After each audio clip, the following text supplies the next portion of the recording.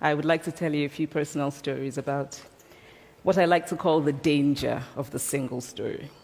I thought about this when I left Nigeria to go to university in the United States. I was 19. My American roommate was shocked by me. She asked where I had learned to speak English so well and was confused when I said that Nigeria happened to have English as its official language. She asked if she could listen to what she called my tribal music and was consequently very disappointed when I produced my tape of Mariah Carey. So after I had spent some years in the US as an African, I began to understand my roommate's response to me. If I had not grown up in Nigeria, and if all I knew about Africa were from popular images, I too would think that Africa was a place of beautiful landscapes, beautiful animals, and incomprehensible people fighting senseless wars, dying of poverty and AIDS, unable to speak for themselves, and waiting to be saved by a kind white foreigner. So that is how to create a single story. Show a people as one thing, as only one thing, over and over again, and that is what they become.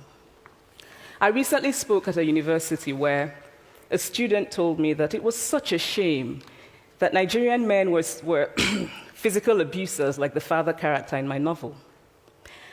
I told him that I had just read a novel called American Psycho, and that it was such a shame that young Americans were serial murderers. It would never have occurred to me to think that just because I had read a novel in which a character was a serial killer, that he was somehow representative of all Americans. And now this is not because I'm a better person than that student, but because of America's cultural and economic power, I had many stories of America. I had read Thailand, Updike, and Steinbeck, and Gateskill. I did not have a single story of America. I've always felt that it is impossible to engage properly with a place or a person without engaging with all of the stories of that place and that person. The consequence of the single story is this: it robs people of dignity. It makes our recognition of our equal humanity difficult. It emphasizes how we are different rather than how we are similar. Stories matter. Many stories matter. Stories have been used to dispossess and to malign. But stories can also be used to empower and to humanize. Stories can break the dignity of a people, but stories can also repair that broken dignity.